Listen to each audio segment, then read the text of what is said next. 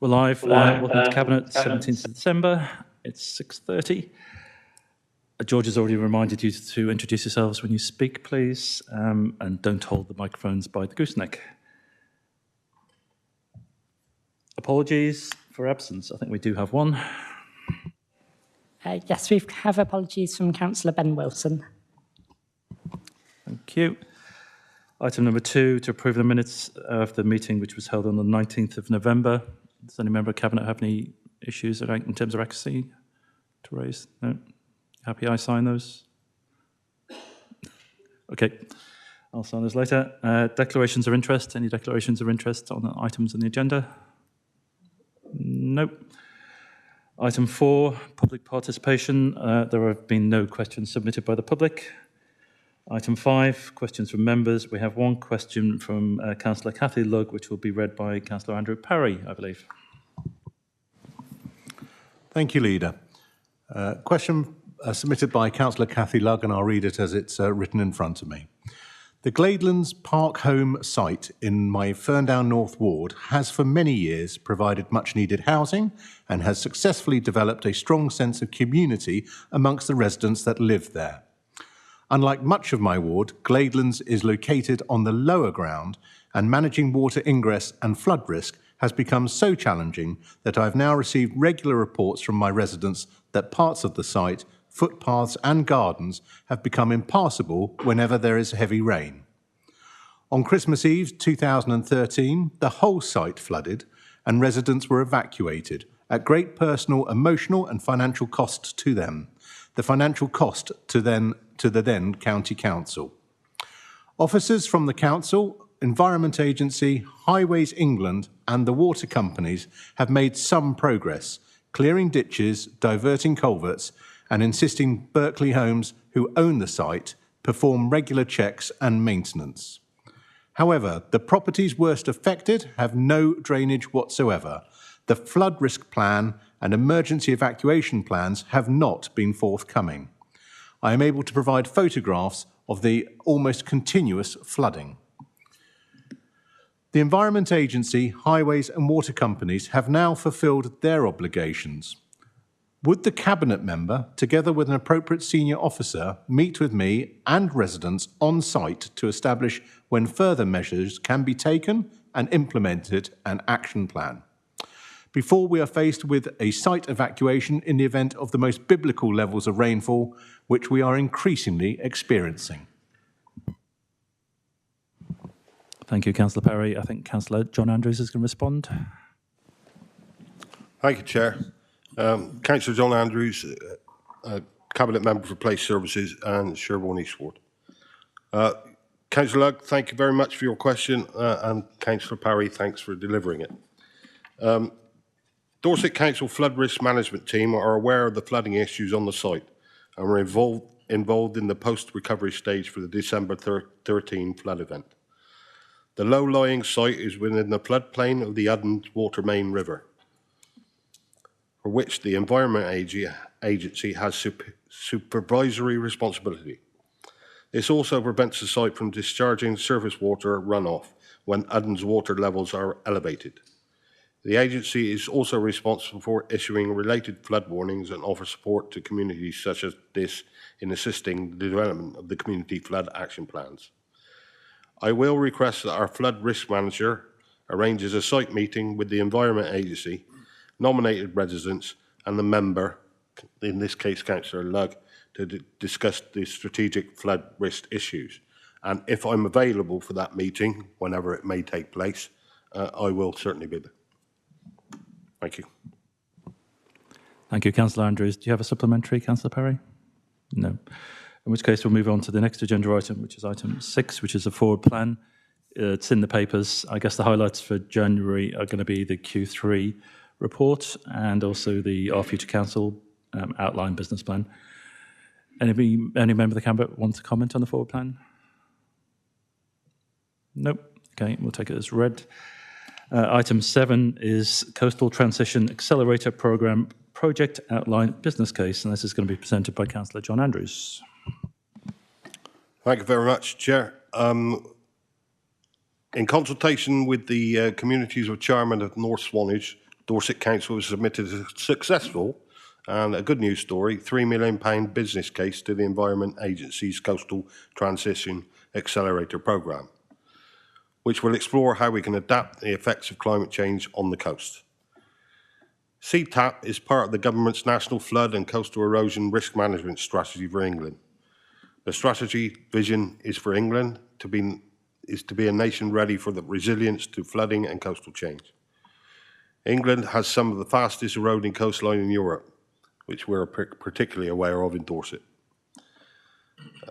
Coastal erosion is natural, ongoing process. Well, it's been happening for thousands of years, but with sea levels continuing to rise into the next century, the rate of coastal erosion in some places will accelerate. So before you is a paper that asks you to approve the £3 million grant from the Environment Agency, and the recommendations are laid out before you. I propose these recommendations in full.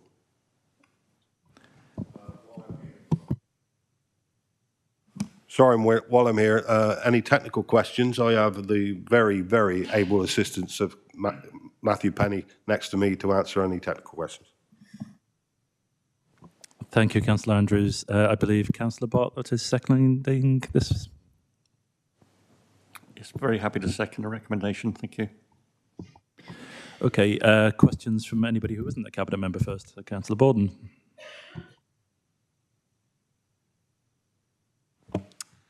Thank you. Belinda Borden, Lyme Regis and Charmouth.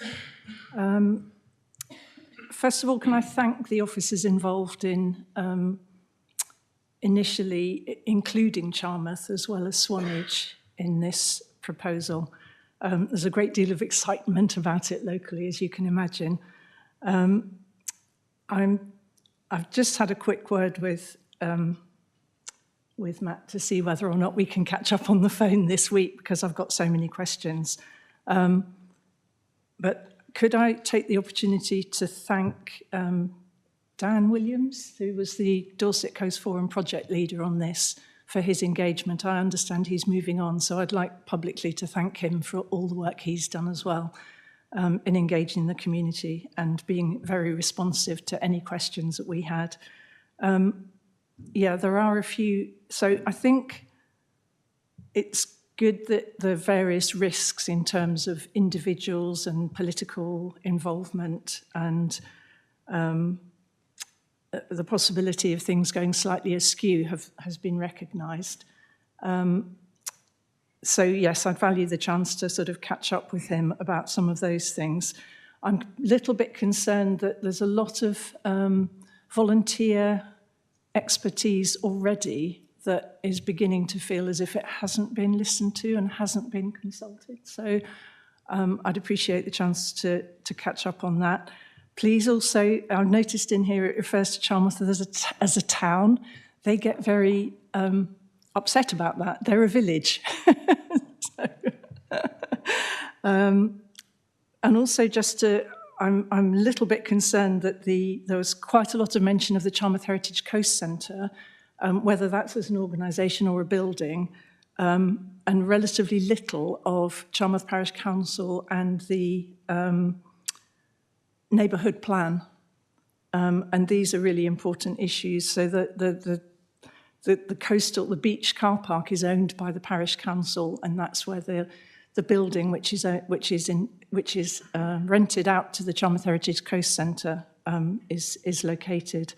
And the other two big car parks are privately owned, and it refers, because a couple of times it refers to the Charmouth Heritage Coast Centre car park, so there's things like that.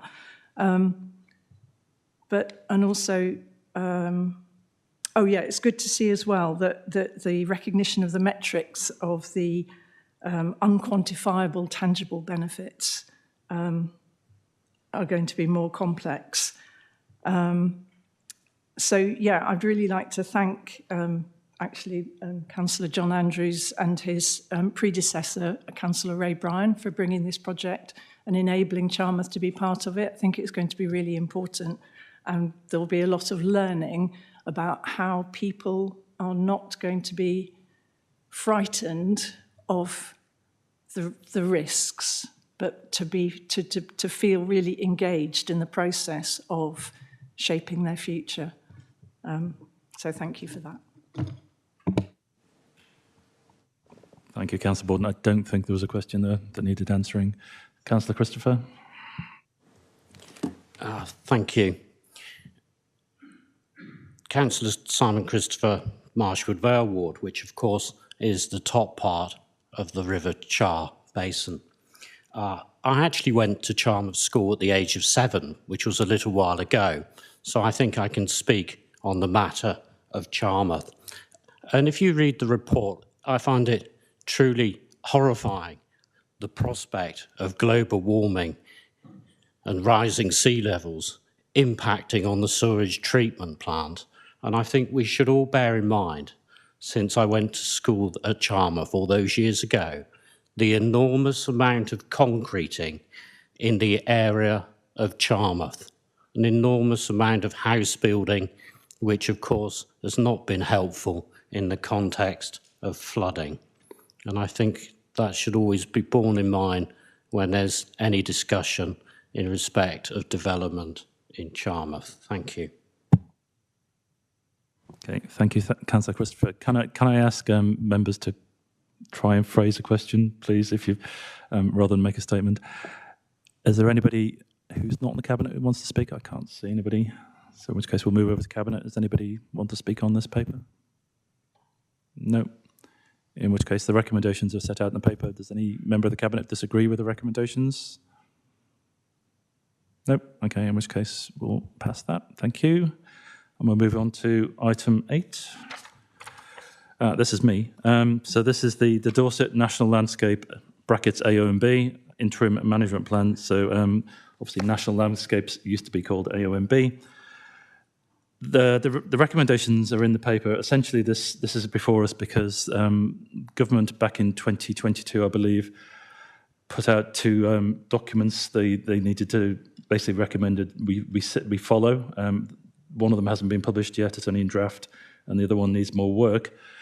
Our current plan finishes in 2024. The government have given dispensation to allow all existing plans to continue to 2025. At which point we'll have to produce a new plan. So this paper is purely to get permission to continue with the current plan for an extra year. So I'm proposing it, and I can't remember who's going to second it. It's on my list here somewhere. It's Councillor Sutton. You prepared to second it, Claire? Okay. Anybody from not on the Cabinet wish to speak on this paper? Councillor Jesperson? Yes, the management plan, it is the existing management plan, it's excellent. I, of course, support it.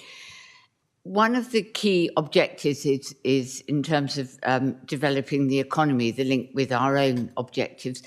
And there's reference in there to support for Dorset Food and Drink, which used to be, which was formerly supported quite substantially by Dorset Council. Could I ask, to what extent does Dorset Council still put resource into supporting Dorset Food and Drink? And if this is something I'm quite happy to have a written answer to, because you may not know the answer to this because you didn't know the question was coming. But if we're no longer supporting it, could we know why? And have we thought that through properly? Because clearly local... a key part of the Dorset economy is local food producers, and it would be a shame if we were to lose the opportunity to support them by neglecting this part of Dorset Council that used to be very effective, and I hope it still is. So could I ask if I could either have an answer to that or an answer in writing later on? Thank you. Councillor Biggs has volunteered to give you an answer.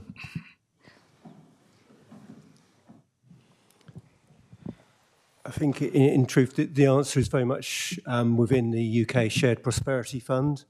We've had numerous grants received, I'm thinking from Perbet Ice Cream, Baboo, numerous farms.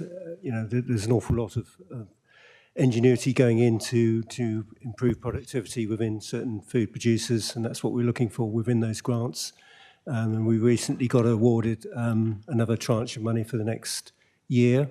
which will be available to suitable businesses to apply in that sector.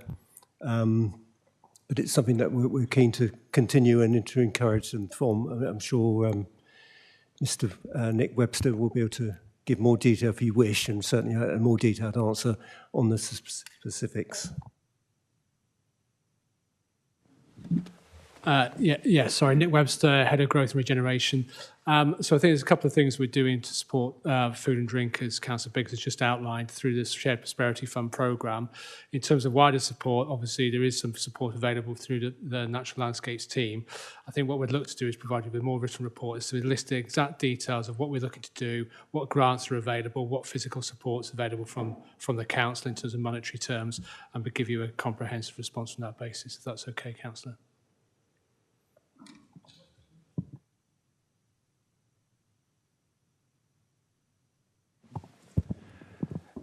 Anybody else who's not on the Cabinet? I can't see any hands up.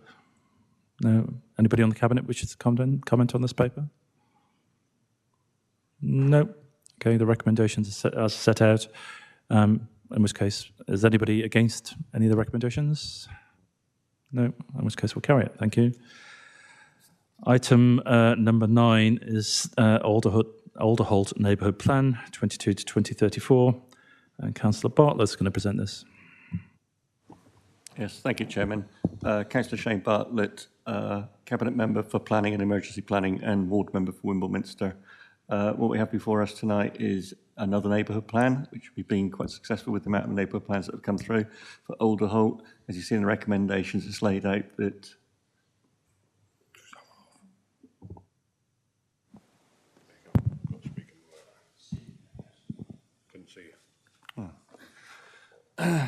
as I said, Chairman, the recommendations are that the Council makes the Alderholt Neighbourhood Plan 2022 to 2034, as laid out in Appendix A, part of the statutory development plan for the Alderholt neighbourhood area, and B, that the Council offers its congratulations to Alderholt Parish Council and the members of the Neighbourhood Plan Group for producing another successful neighbourhood plan. Thank you, Chairman. I believe Councillor Andrews is going to second. Yeah, thank you, Chair. Happy to second the recommendations from Councillor Bartlett. I'm just trying to see if Councillor Tuck's online. I don't think he is. I can't see him with his hand up anyway.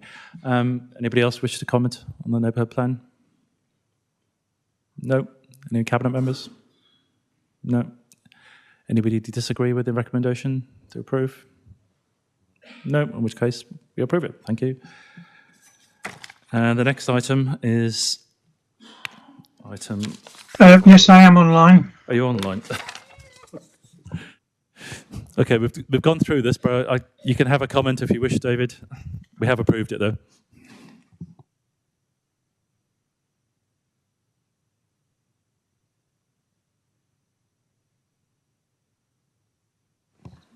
Okay, I'll take it you don't want to make a comment. Well done, Alderholt. Item number 10 is the Blandford Neighbourhood Plan. Minor, brackets, non-material modifications review. And again, this is Councillor Bartlett.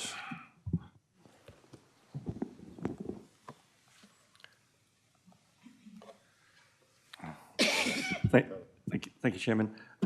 Yes, it's the modifications for the Blandford Neighbourhood Plan. Under the legislation, there was found that there was an error within the plan, and under legislation that the Statutory Planning Authority, in conjunction with Blandford Town Council, is able to make these modifications and bring it back before you without having to go to examination or referendum or consultation. So that's what's before you today. So the recommendation is to correct the errors that have been identified in the Blandford Neighbourhood Plan, and the recommendation is that the Council agrees that the minor non-material modifications set out in Appendix A are made to the Blandford Neighbourhood Plan. Thank you, Chairman. Thank you, Councillor Bartlett. And Councillor Andrews is going to second. Yeah, thank you, Chair. Happy to second the recommendation. Thank you, Councillor Andrews. Anybody wish to comment? Councillor Jesperson? And I apologise, I didn't introduce myself last time. Councillor Sherry Jesperson, Hillforts and Upper Tarrants Ward, which includes the part of this neighbourhood plan. first just to acknowledge the enormous amount of work that goes into the creating of neighbourhood plans by our communities, in this case the town of Blandford, but also the villages of Bryanston and Blandford St Mary, which are much smaller communities, and this is an excellent neighbourhood plan. My question is, I'm following closely the changes to the planning NPPF and the new the statements that are constantly coming out of the current government about their plans for planning in the future. And I haven't yet managed to understand what their plans are for the future of neighbourhood plans. It's causing a good deal of low-level anxiety out there in the community that that the NPPF and the way planning is going to be done going forward may give less weight, or indeed no weight at all, in the worst case, to neighbourhood plans. Could I ask then that as soon as Dorset Council has any understanding of what the role of neighbourhood plans is going forward, we make a big effort to really share this with our communities, because they are anxious. There are a number of my villages that were kind of thinking they might be ready to do a neighbourhood plan, and they put it on hold just in case neighbourhood plans get abolished, heaven forbid. So could you just look out for that, as I am, for information that's coming forward, and share it with our communities so that they know where they are? I appreciate that it's a kind of slightly moving feast at the moment. Thank you. Councillor Bartlett is willing to comment, I believe. Thank you, Councillor Jesperson, for the question. Once you understand it, if you could explain it to me and the officers, I'd very much appreciate it. But on a serious note, yes, obviously we will give that information to you. Thank you.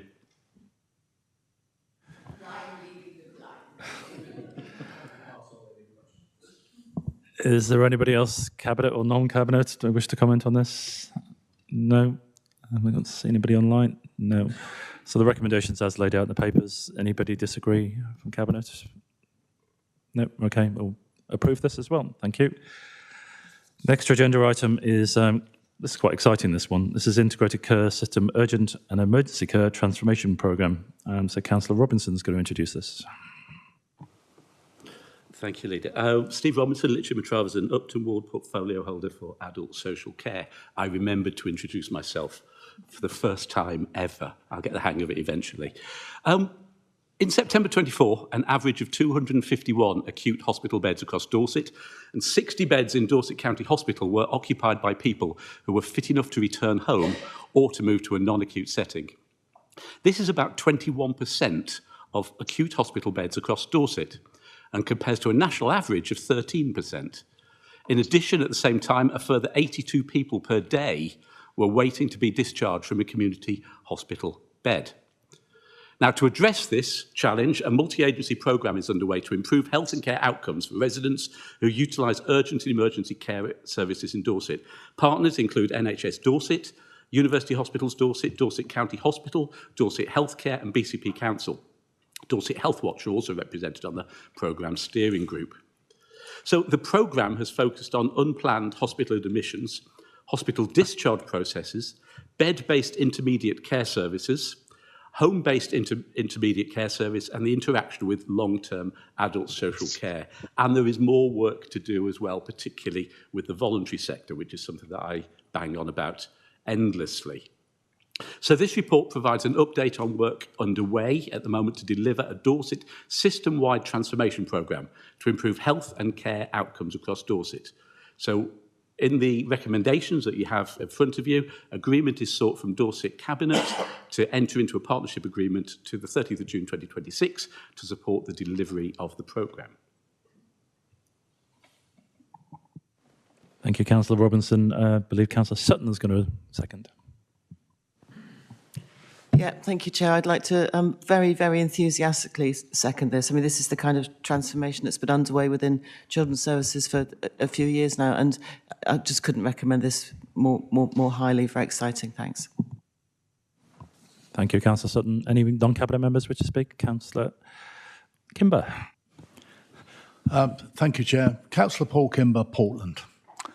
As you know, the community in Portland, we hold an empty hospital. Was there any consideration about the use of Portland Hospital as regards to looking after people as they come out of hospital to reach that area between the hospital and getting back to home? Thank you. I can't really answer that question, and I don't think it's part of the Newton programme, to be honest. I'm looking to Councillor Robinson, but I don't know if you know. The NHS, I don't know the answer directly, but I do know that the NHS is under considerable financial pressures at the moment to deliver, and that the outputs of this, the outcomes, will be a reduction in the use. Well, one of the potential outputs is a reduction in the use of hospital beds, overall reducing the overall pressure on the NHS, if that's the way that the NHS wishes to take it. So I don't know specifically, and can't speak on behalf of the NHS with regards to that. So I've got Councillor Somper first, then Ezard, and then Councillor Weller. So Jane first. Thank you very much. Councillor Jane Somper, Beacon Ward in North Dorset. I'm very glad that you mentioned the voluntary and community sector because it isn't referred to in this report anywhere at all. And I think that's very disappointing. And I don't really understand why, because it is very obvious that they that sector are going to be fundamental in the success of this programme, both in people coming out of hospital, but also in the prevention arena, which we all know, which we have all spoken about in various arenas. So, as I said, I am not sure why it hasn't been included, and I hope that that's rectified. I am certain that conversations will be happening with them, but they're not in the partnership agreement, and I think that's an error. So thank you for recognising that and for mentioning it. I think it's an important thing. There's also a discussion around, in the papers, and I'm very familiar with Newton work, and it is exciting and innovative. And I'm sure that they will achieve great things here in Dorset for our residents.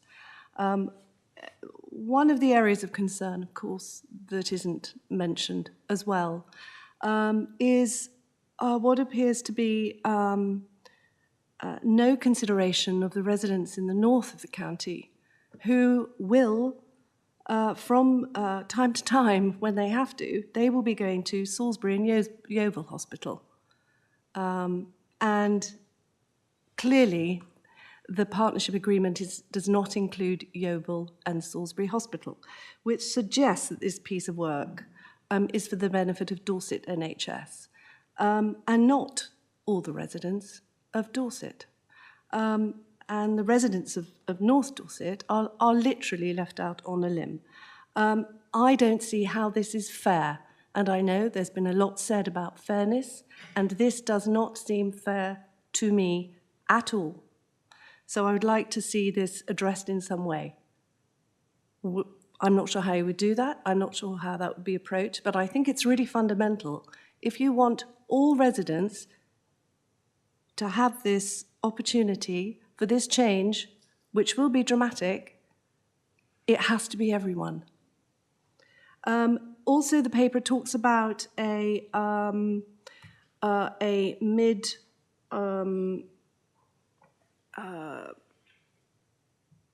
sorry, just trying to find a mid-programme review, which will present its findings to the various boards, to the various organisations in July or after 6 months of how that's tracking. I think that this should also be coming to the People, Health and Scrutiny Committee as well. I don't see that in the paper. I'm not sure which one. I think there is a committee in September or October, or even August. Obviously, that could be discussed with Democratic Services, but I think it'd be really important because although I know this obviously goes to Health and Wellbeing Board, that is a small audience. and members need to be able to be understanding how this is progressing, how successful this is going to be. They make some important claims in here about the speed of which this is going to be successful, which is great, but obviously that needs to be scrutinised. Thank you. Thank you, Councillor. Good points all, I thought. With response, firstly, the easy one, as it were, in engagement with charities. The executive team will be very well aware and bear me out that I have banged on about this considerably, because without our charities, without our community, even more so without community support, these things will fail. I believe very strongly that the direction of travel that we have coming up in the next few years, which will involve family hubs, the integrated care networks, the thriving communities models, as well as the existing discharge to access systems, communities for all programs, as well as the day centre programs, will all need to work together to provide a cohesive and consistent service to members of our communities. And that's something that is on our plan and our agenda to start engaging with people in the new year. So I very much agree with you. And one thing that you didn't mention that I know would be a concern of yours is that work that is going on by charities in an existing way is not lost either. I think we have things to learn from charities rather than just engage them to do things that we want them to do. So I very much support your comments on that. With regards to those in the north being out of area, and your comments about this needs to apply to everybody, as I mentioned earlier, I can't speak on behalf of the NHS in that, but I can speak on behalf of social care for Dorset, and the solutions and ways of working that we want to do will apply equally across all areas within Dorset, even those that don't take advantage of the benefits that the NHS are going to experience.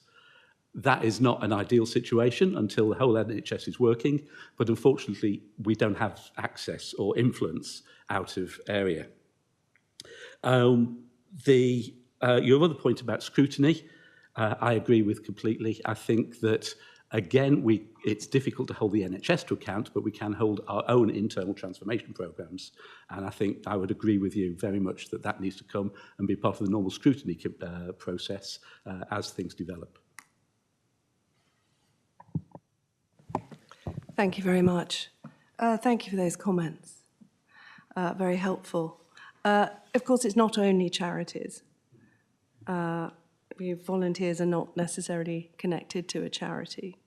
And isn't it fortunate that Carol Jones in the north is setting up a fantastic family hub, because we're clearly going to need it in the north. Yes. Totally agree. I'm sure Carol would be here tonight, if she could, because this is something that is very close to her heart, excuse me.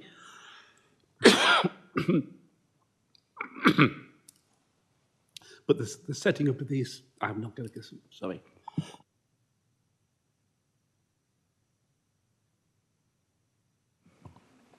Steve, do you want to go to John first? John wants to speak.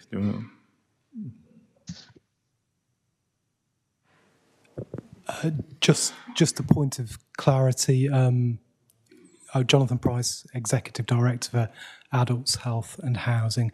Point of clarity, the report and the work programme will go to scrutiny in February. It's on the forward plan. Yes, thank you. I know it's on the forward plan for February, but the mid-review comes in July, so I'm not quite sure how that would be really that much help. It may have gone forward in some way, but not far enough for us to be able to see the good work and the strong results that you expect from this. So I've discussed this with the chairman of the scrutiny committee, and she agrees with that. I may have another go. My apologies for my cough. Going back to your original point, I think there will be an increasing need for local hubs, not just in the north, but across the whole of Dorset. This is the way we want to work in future. I had the privilege of visiting Carol's project, I'm sure she wouldn't call it that, a few weeks ago with Councillor Parry, and was tremendously impressed with the work that's going on there. There is a model there that can be duplicated and replicated and adapted for local communities. So I would agree with you there's an increasing need. And also I would agree that it's not just charities. I think this is about communities coming together, individual streets coming together, so that relationships are built rather than just services being delivered. So thank you, Councillor Somper. You've raised some really good points. I will raise the issue of Dorset residents in the north through the ICB. You know, the paper does begin for the benefit of all Dorset residents, and then ties itself into the Dorset system. So I'll raise that with them as well. And I trust Councillor Coombs will press on the scrutiny bit. Yeah. So I've got a big list now. So Councillor Ezard is next, then Councillor Weller, then Councillor Parry. Thank you, Chair. Councillor Beryl Ezard from Wareham Ward. Similar to Jane, actually, very similar questions, and about the scrutiny, certainly. But you know, how long do you think this is going to take to see any improvement? In the short term, really, because obviously when you're putting in tremendous amount of work for all these agencies, then is there any timeline at all put on that? Thank you. We have already started bringing things together. One of the challenges in terms of timeline is making sure that things happen at the right time for each individual part of the process. What we don't want to do is to have a whole load of people ready to be discharged, building up within the hospitals, and inadequate systems set up within social care or within the voluntary sector, unable to deal with them. So we need to be able to focus things through. But I'll defer to the executive team for a further response. Jonathan Price, Exec Director. So we would expect to see some of the benefits to be delivered within the first 6 months, but it is a 2-year programme. It's quite a big programme across many sites. So it will be gradual, but the programme governance will be available to all, and we're able to share that as we go. So hopefully that will give quite a bit of reassurance to progress.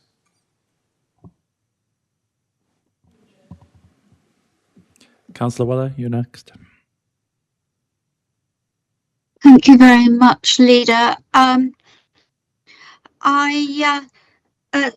you, Councillor Somper, for your points, which I absolutely agree with, and I'm pleased to hear that the scrutiny process will be taking place early on and will be continued, because it's hugely important.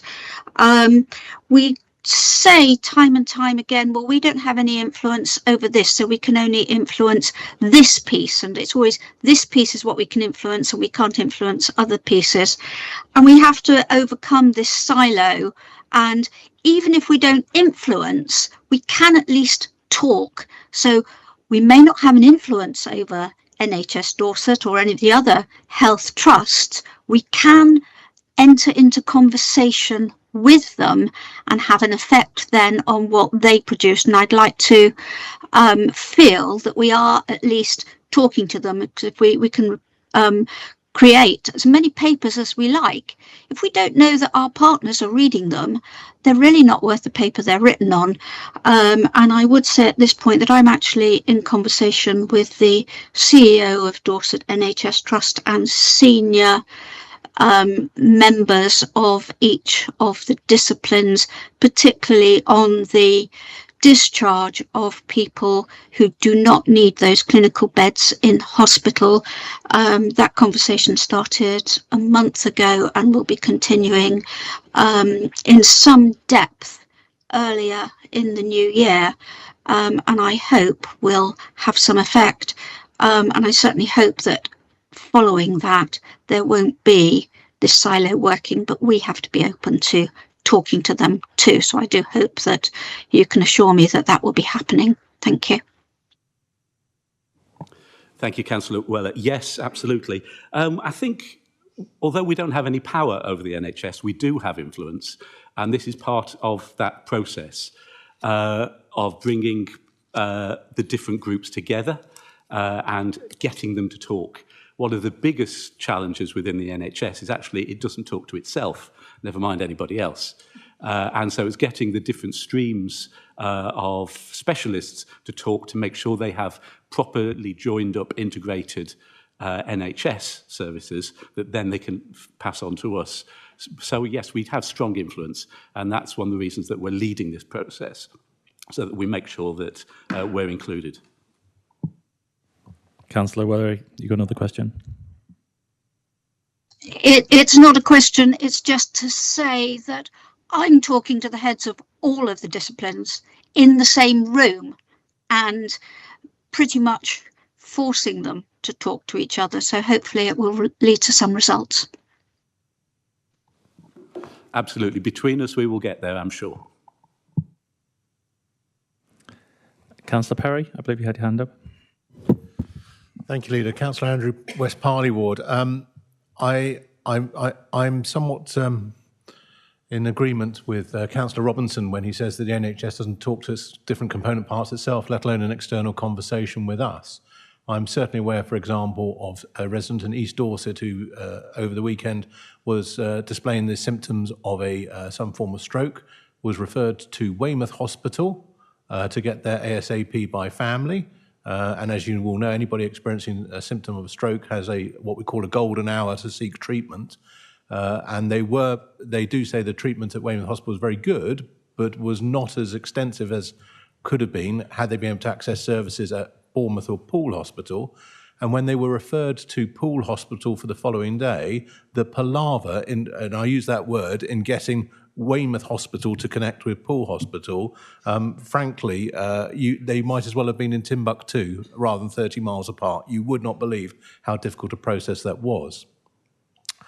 My question, I think, is around Council's and Cabinet's confidence between the relationship of Dorset Council and our NHS partners in all their forms.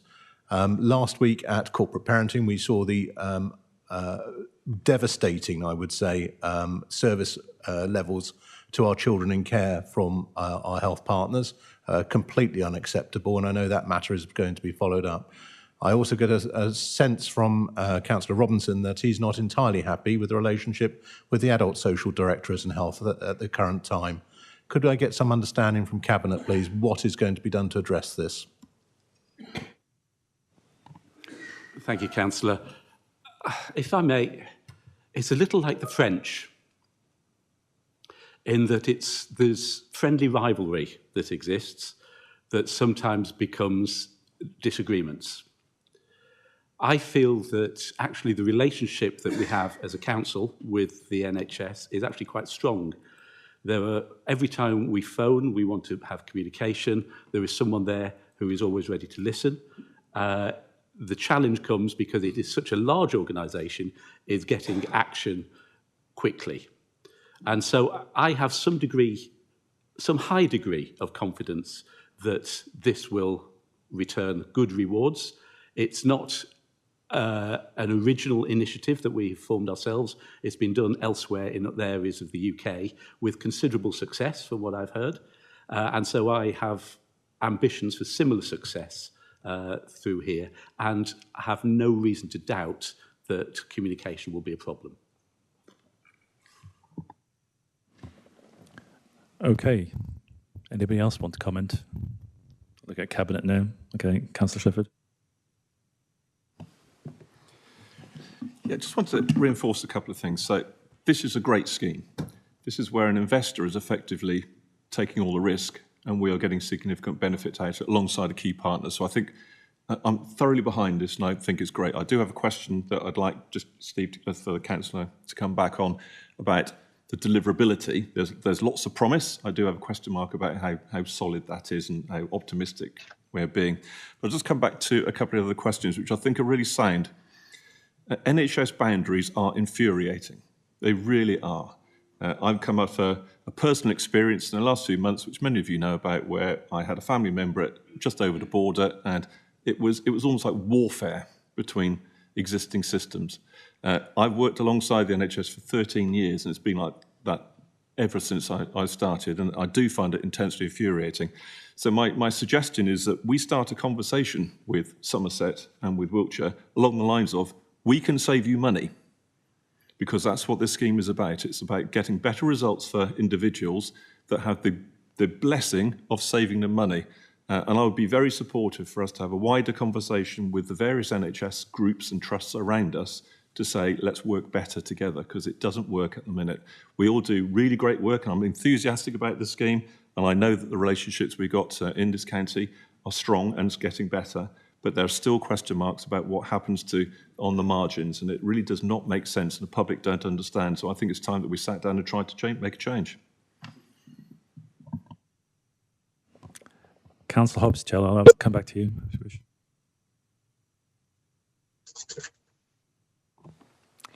Thank you. Yeah, Councillor Hobbs-Chell, Ferndown South Ward. I echo everybody else that this is brilliant. I just want to kind of clarify or just raise the point that we do also include mental health in this, because there are some significant problems within mental health, hospital admissions, and not treating people in a timely fashion. And that's not necessarily a Dorset fault, it's an NHS fault, but it will impact upon care. And actually, for that cohort of people, keeping them out of hospital as much as possible is so super critical. And it would be, their needs are perhaps slightly different to a physical need, although it can manifest in physical ways. So I just want to make sure that there is that in the report and highlight that. Thank you. Okay, we'll draw it. No, Councillor Borden. Thank you. It's not so much a question, but also just to reinforce the point about the other hospitals, that in West Dorset, our nearest stroke specialist unit, for example, is Exeter. So can you include Devon in the the group that you're liaising more effectively with? Yeah, I think the stroke service isn't directly related to the Newton programme, but there have been discussions certainly with the stroke services in recent reconfiguration in Taunton and Yeovil, and its impact on Dorset. I think we'll draw it to a close here. I guess one comment I might make, given the impending devolution programme by going down, maybe there might be a bit more communication between the ICBs going forward in Somerset, Wiltshire and Dorset. Just a thought. Anyway, the recommendations are out there on the papers, 3 recommendations. Anybody in the Cabinet disagree with those recommendations? No, in which case it's passed. Thank you. And we'll go on to item 12, which is over the page. So this is Special Educational Needs and Disabilities, bracket SEND Strategy 24 to 27, and Councillor Claire Sutton is going to present this. Thank you, Chair. Councillor Claire Sutton, Cabinet Member for Children's Services, Education and Skills. I don't intend to say very much about this because, by way of introduction, because you've all read it, and you'll be aware that it went through the Scrutiny Committee last month, where it was given very serious consideration. There were lots of questions, lots of answers. I think we probably all in this chamber know the wider context in terms of the financial challenges and the need for reform at a national level of SEND provision. And this government, we know it's made a start in terms of providing some funding to improve inclusion, but clearly there's a long way to go. But that aside, this strategy has been developed, this refresh of the strategy, the renewal of the strategy has been developed closely with our education community and the local area partnership, which consists of us, NHS Dorset, ICB, and the Dorset Parent Carers Council. We aim high, of course we aim high for our children with special needs, and underneath this strategy sit plans to monitor and progress and deliver. So I'll leave it there. Welcome to take any questions possibly with the help of my colleagues towards the back of the chamber. Yeah, and I strongly propose the recommendation. Thanks. Thank you, Councillor Sutton. Councillor Robertson's going to second. Very happy to second, Chair. I think it's delightful to see a report where the CQC inspectors found that children and families' experiences were typically positive. What a delightful comment. I'd also like to take the opportunity to wish the Councillor a very happy birthday.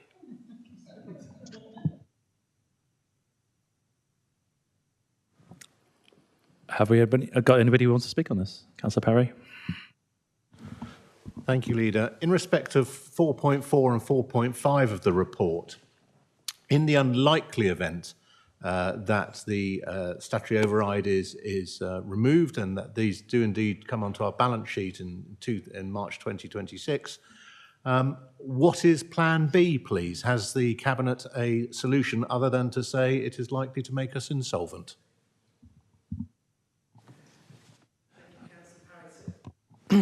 Thank you, Councillor Price. So the shorthand for everyone in this room was we're talking about the high needs block. Yeah. Well, as you well know, we're in the same position as councils up and down the country. So some are in a far worse position than us. I'm not going to speculate on what the government's going to do. I mean, I think probably you will know what my guess is, because my guess will be the same as those of colleagues up and down the country. But I think I'd probably better hand to Amanda about a Plan B. I think, Amanda, I think Aidan's going to answer this question, I believe. But the root cause of this is the government gives us money for education. It's X. We spend Y. Y is greater than X, and our debt goes up every year. The solution is the government should give us more money. But Aidan will elaborate further, I guess. Thank you. Yes, Aidan Dunn, Executive Director for Corporate Development. Absolutely, this is an issue we've been grappling with for quite some time, and simply, as Councillor Parry says, if the statutory override isn't extended, and we should find out in the next couple of days whether it is extended, but if it's not extended, then we as a council will have to essentially account for this expenditure that we haven't had to account for so far, and it'll be, we'll have to account for it and offset it against our level of reserves. So we wouldn't necessarily be in a position to immediately declare a Section 114, but we'd be very close. But many, many other councils across the country would have to immediately declare. So that's the technical response, technical accounting response. I think the main point is that we, as a local authority, for a whole number of years now, 4 years at least, have been working really, really hard to develop sufficient capacity at affordable cost to meet the needs of our population. And so we do have a long-term recovery plan to reduce this deficit, and we continue to be in negotiations with the Department for Education to have sort of authority to do it over a much longer period than they'd like. Thank you.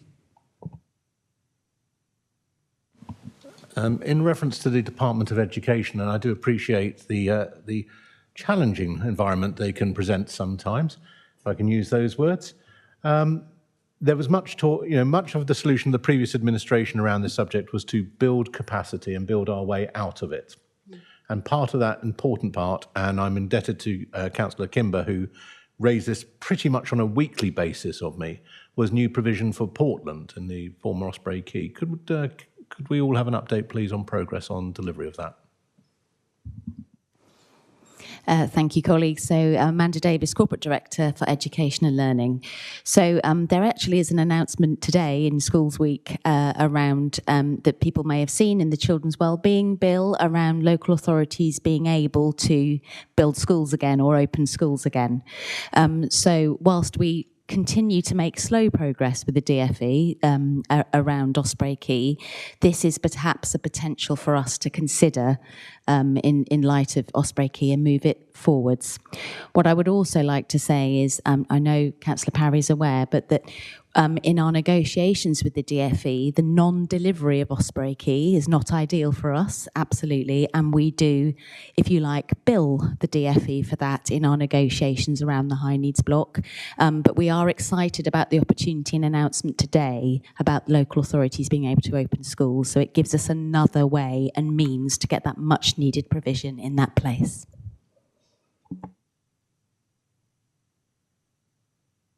Thank you. Just indulge me, a point of clarity on this.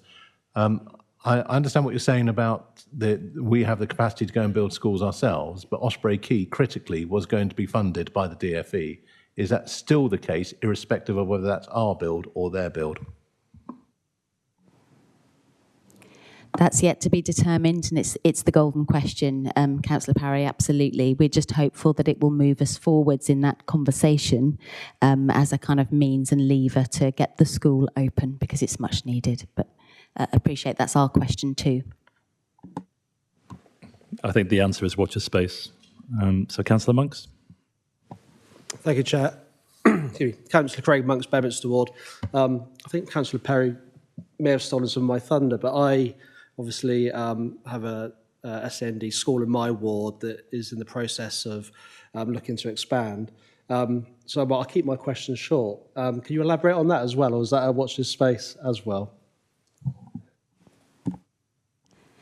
Thank you, Councillor Monk. So you're probably aware that I'm meeting governors at Mountjoy School shortly, so next month. And the team in our capital and our place colleagues have been working really hard to, with the school, in directly with the head teacher and the community there, to look at expansion. When we talk about expansion, it was never in our strategy to actually increase capacity, but to make sure that the capacity is right for the pupils there, and for our broader term SEND strategy to ensure that we could absolutely meet the complexity of need that's already there, and perhaps more complex need in the future, because that's the direction of our strategy. I wouldn't want to preempt that meeting with governors, but what I can say is the team have worked incredibly hard, and we think we've got a really good solution that I look forward to sharing with Mountjoy, and absolutely acknowledge it's been a long time. But, very good work, and huge thanks to Mountjoy for their co-production in that work.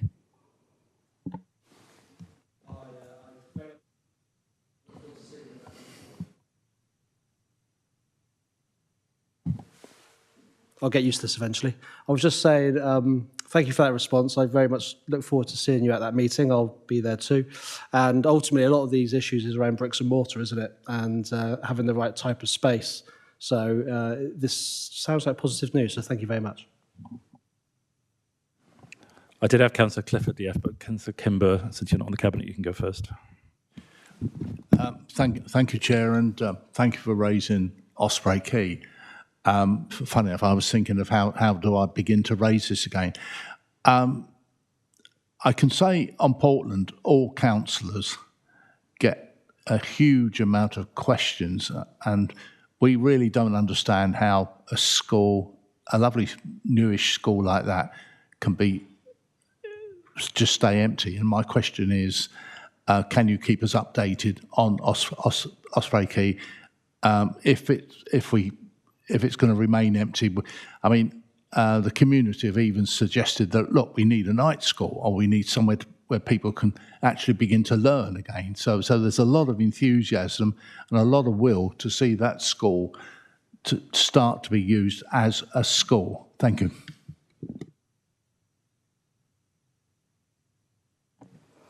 Thank you, Councillor Kimber, and really happy to provide proactive communication because, as you said, you've raised it a number of times. So I'm really happy. I've just discussed with Paul, very, very happy to sort of regularly communicate out progress and perhaps meet with the community as well. That would be welcome. Okay, Councillor Jesperson.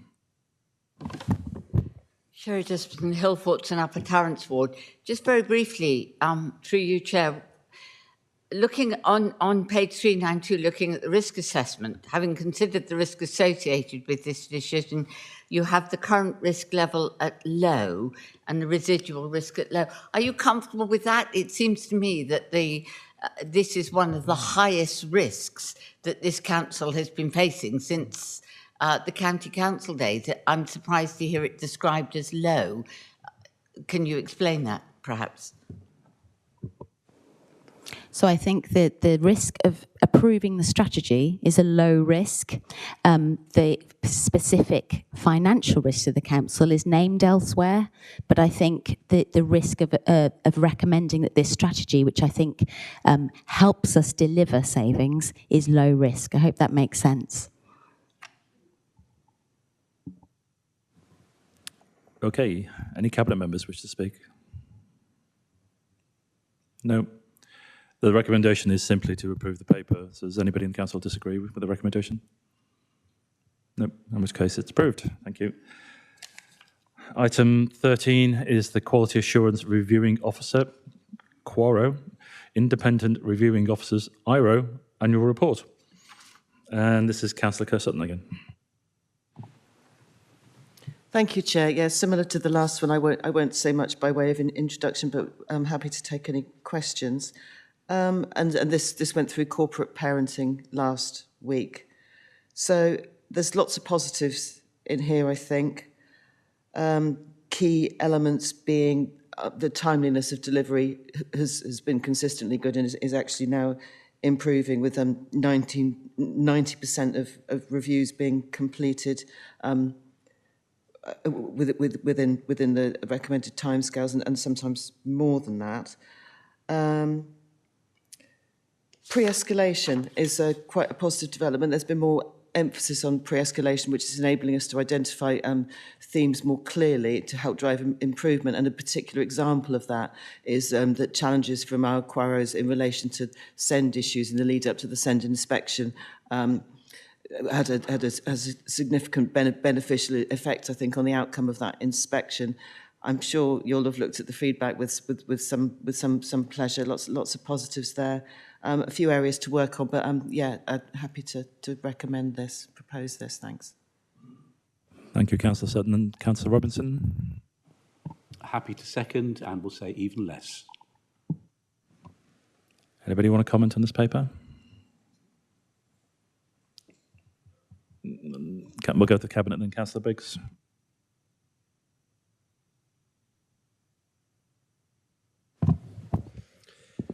Yes, thank you. So, some really detailed information as always there, and it usually goes into real granular detail. The sort of question really is where I can see it's analysis of the child by ethnicity, you know, all the categories and the numbers goes into great detail. What I can't find in there, and I wonder if the officers, has there been any analysis of the setting, particularly in residential, whether there's been a lot of issue nationally about private providers, and the setting, has that impacted on outcomes? And I'm not sure that I can't see that in here, and that might not be the right document for it, but I wonder, I'm sure the officers would have some background as to where we would find that. I know it gets discussed in details at Corporate Parenting Board, but perhaps I would expect to see some reference. I couldn't see any reference to the word residential children's home or in the report. Thank you. Yeah, I think that's an excellent question and very pertinent. And that data does exist. It's not at this level, but the officers behind me may be able to provide some of that now, or we may need to get back with more detail on that.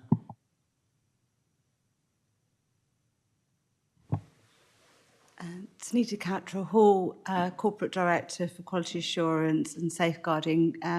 So we look at our quality of practice of children that are living across all spectrums of care, whether it's foster care, residential care, and that's covered in our quality assurance framework. We regularly do audits. We regularly assess to see if children are accessing the right support, the right care, and where if on the rare occasion we find that they're not, then we put in the right remedial action. That is usually covered off in a report where we look at both performance and quality of practice. So it's not fully covered in this report because it's giving you kind of the overarching direction of travel where we are with children in our care, but we do look at that regularly, just to be assured.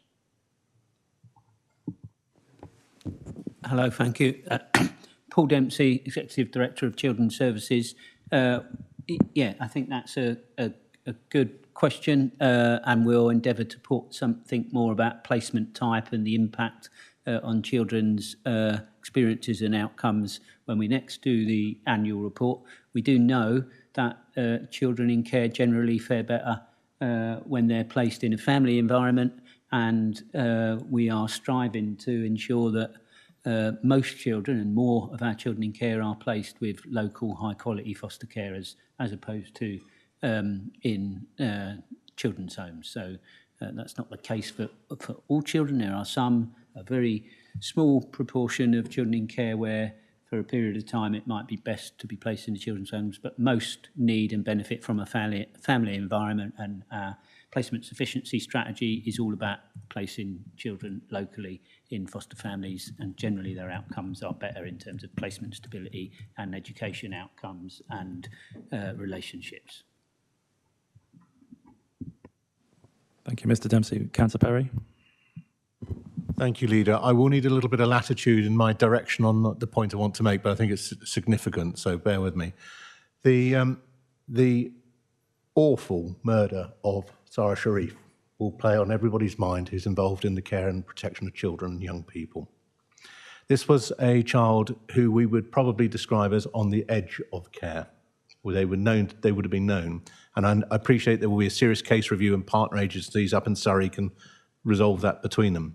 But here in Dorset, I think I would like to seek assurance that measures have been taken to review our children who are on edge of care, their school attendance records, their health and well-being, understanding of that, because part of the measure of what we have historically tried to do was to have a measured approach and a managed approach to children coming into care, and therefore we could deliver a quality of service to them that we would wish to see for all children and young people.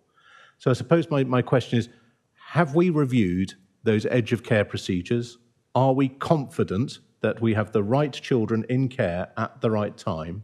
Or are we holding a very high level of risk, and that in reality a terrible scenario that we have seen here in respect of young Sarah could too easily happen here in Dorset? Yeah, thank you, Andrew. I mean, as you know, that's way beyond the scope of this paper and the Quaro, but very, very well worth asking. I think probably Paul would be best placed to address this. Yeah.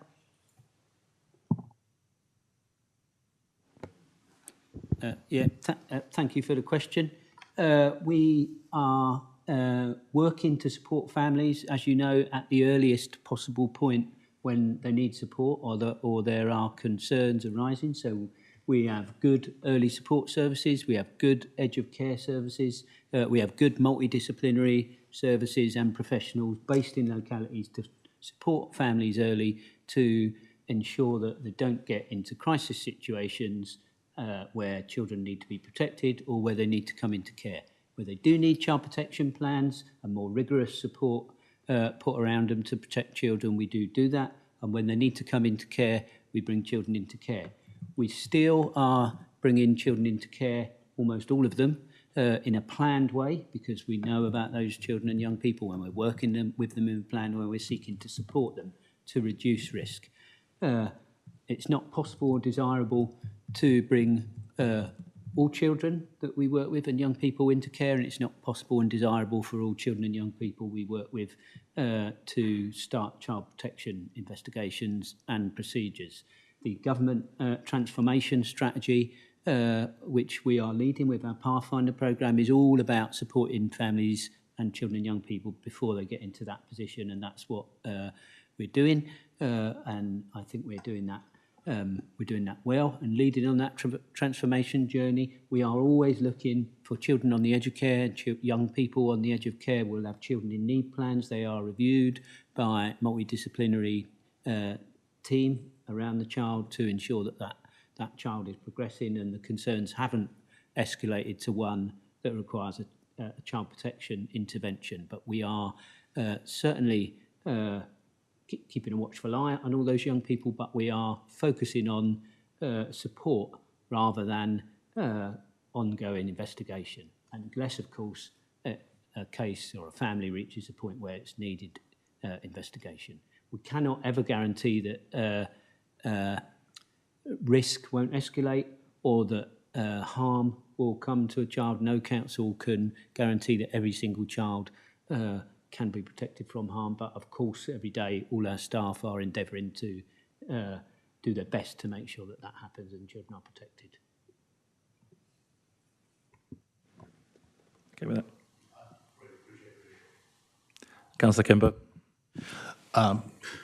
Thank you for raising about Sarah today. I listened to the judges summing up over an hour, and more I remember that first piece of advice I had when I first got elected onto Dorset Council, that we are responsible for young people and kids. And that, as when I got that advice, it's always stuck with me, and the importance of it. And more as I was listening to the judge and thinking of, have we missed anything? Has somebody slipped through? And so it will be worth, and I'm glad you actually raised it, because I'm still actually shaking from that summing up from the judge. Thank you. Thank you, Councillor Kimber. Councillor Ezard. Thank you, Beryl Ezard, Councillor Beryl Ezard from Wareham Ward. I would just like to follow up, and I know it's really not something to do with this probably, but there has been talk about register of homeschooled children. I thought that we in Dorset had a register of homeschooled children, and in this case, this family were homeschooled in their Sarah, and I just wondered if we have that, or do we have virtual schooling as well? There's two questions there. Thank you. So this question has come up several times in the last week or so I think it's worth Amanda Davis answering it. Thank you. Thank you very much for the question, and it's a good question. We don't as such have a register, but we do have an excellent record with electively home educating families. It is growing across the nation, as you'll have seen in the news this week. And there's all sorts of reasons for that, which I won't go into here. But our response is award-winning, actually, as voted for by electively home educating parents. So we did receive a kind of award for our approach. And that approach is one of understanding the choices and reasons for elective home education. We are reliant on currently, because it isn't in statute that there has to be a register, we're absolutely reliant on excellent partnerships with our education community and with families themselves telling us that they've made that choice. When they do, we respond very, very quickly. We have an excellent response rate, and high percentage of our families are visited for welfare checks. So our performance is strong. As people will have seen in the press this week, the change in legislation we do believe could be very helpful in shoring up some of those processes. Thank you. I'm going to wrap this up now, and thank you for Councillor Kimber for reminding us that we're all corporate parents.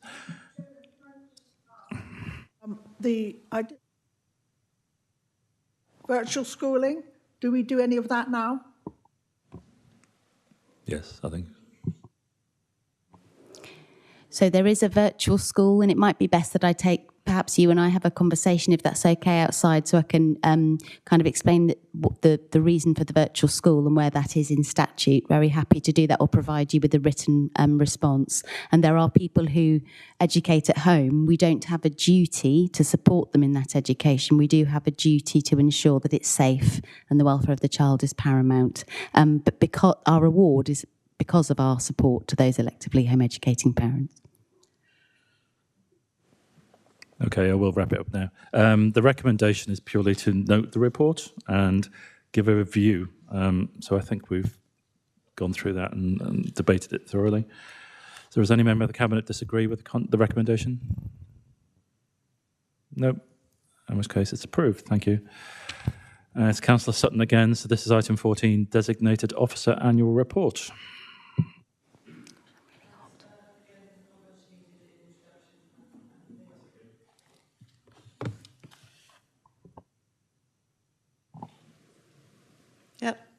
Thank you. Again, not much needed in introduction, I think. At face value, there might be some concern that the number of contacts has increased, but the reason for that is the training, better training to various agencies, so better understanding of the role of the LADO. So we very much see that as a positive. Also positive is that the length of time from first contact to outcome has improved yet again. The conversion rate from referral to evaluation meeting has remained the same, and that's probably all I need to say on this, I think. Thank you. I think Councillor Robertson's going to second again. Sorry, I forgot to propose it. Sorry, I took it as read, sorry. Yes. Thank you. Anybody want to comment? No, in which case, does anybody disagree with the recommendation? It's for information only. So, no, everybody happy with it? Yeah, okay, in which case it's approved. So the next two items, which is item 15 and item 19. Item 15 has a partially exempt section. Ideally, we'd like to try and avoid going into that so we can keep the meeting open for the benefit of anybody who's watching from the public. So the appendix is the exempt bit, which contains sensitive financial information. So we'll open with Councillor Taylor introducing this paper, but if members can avoid, Councillor Kimber, we're not in questions yet. We will try and avoid it, but if we have to, we'll have to pause the recording, get a seconder, propose from a seconder to go into exempt and stop this live streaming. So we'll start with this. The second thing is fully exempt, so we'll close the meeting for that. So this is refurbishment of Hardy House, Portland, which we own, used to be the Y Youth Hostel, I think, back in the day. And so Councillor Taylor is going to introduce it, and I'm going to second it. Thank you, Leader. Councillor Jill Taylor, Cabinet Member for Housing and Health. This is a really good paper. As we saw a couple of weeks ago, one of the corporate priorities of Dorset Council is housing. Within that priority, there is an aim for us to remove the use of bed and breakfast as temporary accommodation. We have to use bed and breakfast occasionally when somebody comes to us as homeless and we've got nowhere else to put them.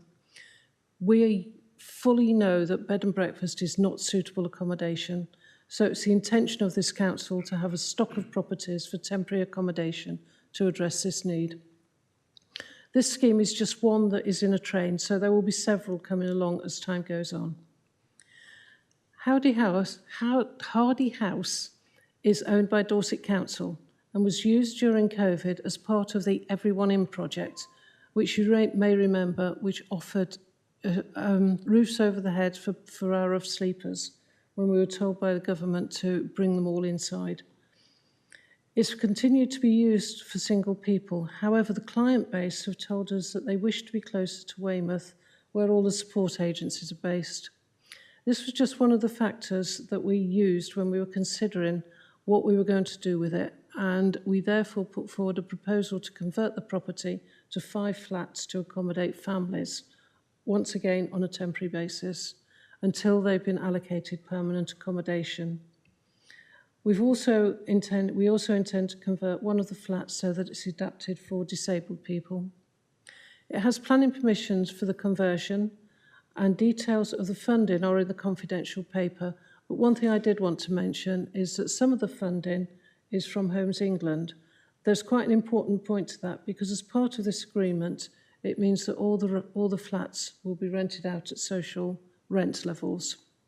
This paper asks the Cabinet to appoint the preferred contractor to undertake the conversion work, and I'd therefore like to propose this. Thank you, Councillor Taylor. I will second it, and I'll again remind members, if you wish to refer to the appendix, please let me know so we can close the meeting. So, Councillor Kimber, you're first. Thank you, Chair. Councillor Paul Kimber, Portland. I'm absolutely delighted with this paper, and I think for me this is one of the best Christmas presents this council's given me in a long time. This used to be the old captain's house of Osprey, and it was quite it was in quite a dilapidated condition when the captain had it. So I can understand the amount of work that's gone on, and this is an excellent site, and it's it was one of the few sites that's got probably adequate parking on the island with a development. I would like to ask a question. This is a big site, and I wondered if you could take this away and wonder if we can exploit any future developments on this site. I say that because it's quite a large site, so you need to ask this whether it's framed. But for tonight, I would ask the cabinet to fully support this this moment. But I believe you want everything framed within the question, and that is, would you agree with me?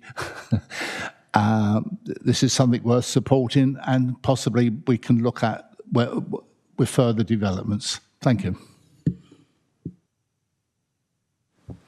Thank you, Councillor Kimber, for your question.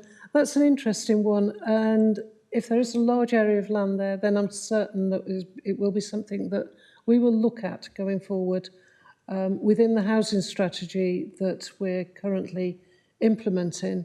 You will know that we've got a new methods of delivering housing, and it's certainly something that we could put within that to look at what else we can do with the land, if it is appropriate and if planning would agree with it. Councillor Somper. Thank you very much.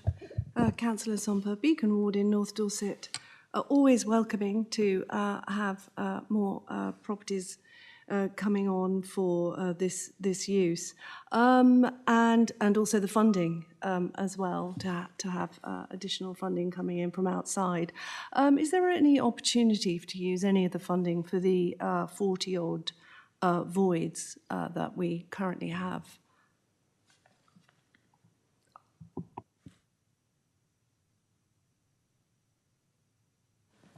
Empty properties, not currently with people in for temporary accommodation. We can't use this money for that purpose because this is Homes England money that has been given us specifically for the purpose of Hardy House. However, having said that, the council is doing an enormous amount of work on empty properties at the moment and compulsory purchasing.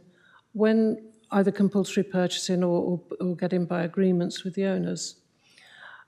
Once we have those properties, one of the first questions is, can we use them for housing? How are we going to use them?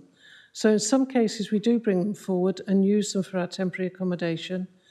In other cases, where it's not appropriate for us to use them, we're disposing of them in the normal way.